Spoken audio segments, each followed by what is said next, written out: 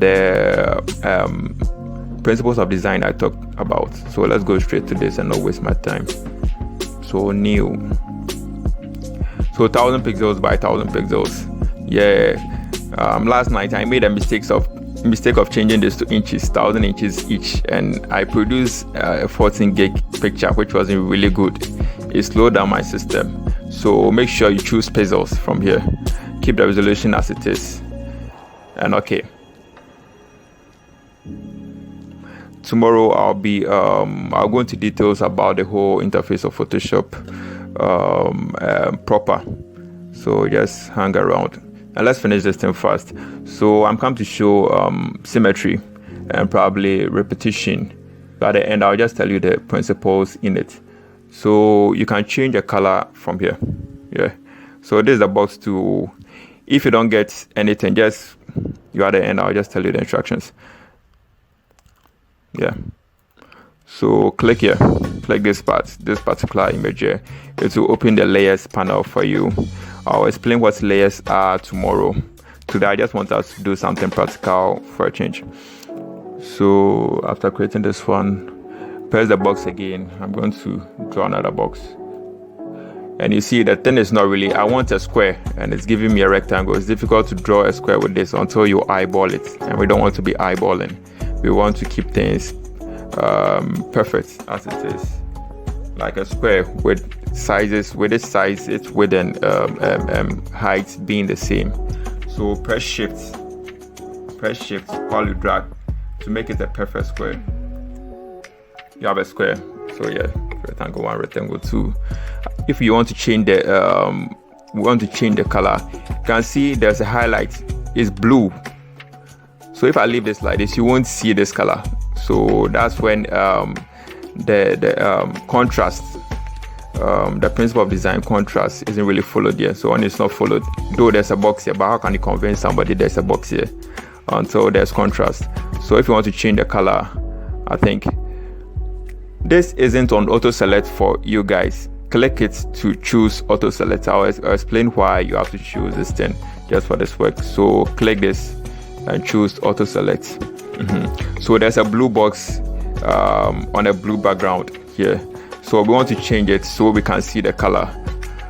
You can see the box. So I want more yellow. Go back to the pointer, and also I want to choose the same box because drawing another square here wouldn't I wouldn't really get the exact size of this one. So just press Alt. You see this double arrow, click on this and drag. And also you see those pink lights, those are smart guides. I don't think it's activated in yours, so go to view, show, then smart guides. Check smart guides. I've unchecked it, so go back, check smart guides, so that you can see those pink lines. I'll tell you what they are just used for alignment, to just align your work, align the elements. So Photoshop is trying to make sure you use those principles of design. And what particular principle of design is being followed here is just repetition, or repetition producing unity. So click on this to select this box here on the layers panel. Click on this to select this box. That's why we enable the auto select. If I click here, I'll select the layer on which this blue rectangle is. So when I click, the blue rectangle is selected. So we want to duplicate this or this. We want to draw 4 squares now. So let me click on this and duplicate this. And how do we duplicate? Hold Alt on your keyboard. Once you hold Alt, you see these double arrows. Click, then drag. So with the help of those smart guys, you will see that the thing is perfectly aligned. So the middle one is to show that the middle portion of the design is aligned, and the sides are also aligned with those extreme red pink lines. So we want to duplicate this, or let's say we want to duplicate this thing again. Click on it to select. Click on this to select this rectangle. Click on this to select this rectangle. So we want to duplicate this one. We click on it. If you click on this part, you duplicate, you end up duplicating this blue square, and this is not what we want to duplicate. We want 4 yellow squares here. So click on this thing, press Alt, double arrow, drag till the smart guys. It will kind of snap once the thing is aligned. The smart guys kind of snap it. It's kind of snapped, so it's not easily moved. Though I can move it, it's kind of snapped. Yeah, it snaps. That's it. So the problem with this thing is that this is not really centered. It's not really centered, but for the sake of time, I won't really get. You can use. You can center yours. Yeah, you can center yours. But if you don't center it, it's also okay. It's also okay. I just want to see unity here. Unity here. So there's unity of these 4 squares. These 4 squares are harmony. Yeah, harmony is better. They are squares. They have the same shape. They have the same color. So it's kind of harmonized. So let me bring. There's the text tool for writing text, just like the ones in MS Word. 4 points is too small. I want 72. So just click and type color. Oh, typing with one hand. Caps lock, color. Oh, come on. Color. Yeah, I'm just typing with one hand. So select this just as you do in MS Word. Click on it, Control A to select everything. Click here.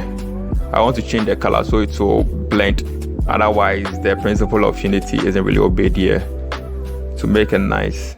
So if the caps lock key is on, you'll see this icon. You'll see this particular icon. But I don't want the caps lock key on. So yeah. So there's a color picker too. It picks color. So I want the color, the yellow here to match with it. We want to change this color to the yellows of the square. So click. I've got a yellow. Yeah. Go here. Click the pointer. Then position this. It doesn't necessarily have to be accurate because I've not taught you how to really align. There are other tools to align this artworks. I'll teach you later, I think, in the next 2 or probably next tutorial. So here. So here we've shown harmony, unity, repetition. Yeah, repetition also here. And what again? Let me see. Let me check the principles of design if there's one we've neglected. Yeah, basically that's it. And also contrast. Yeah, contrast with the yellow, yellow contrasting with the blue.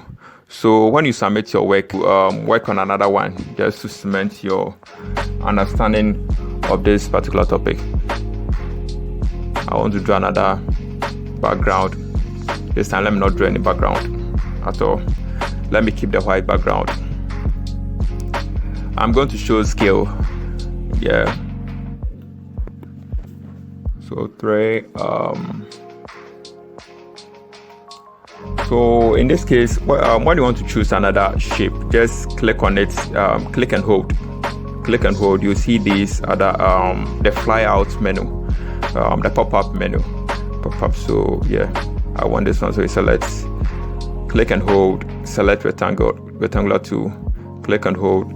Select. So it's selected. Once the color is changed, it's different from this color. The color around the object is quite deeper as compared to others. So it's selected. This is a basic IT thing. If you are familiar with this interface, I don't need to explain this to you. I don't want a blue circle. I want probably, let me pick pink. Yeah. So for your information, when you want the shape to be even, if I'm drawing like this, I'll end up drawing an oval, or probably if I'm forcing to draw a circle, it won't really be accurate. So click Shift for a perfect circle. Click Shift when you're using the rectangular tool for a perfect square. Click Shift when you're using the circle tool for a perfect circle. So here it is. I'm showing scale, so there'll be differences in the sizes, yeah, just to show relativity in size. So I don't need to duplicate this. I'll do another one. So click and drag before you hold shift. Don't hold shift before you click and drag.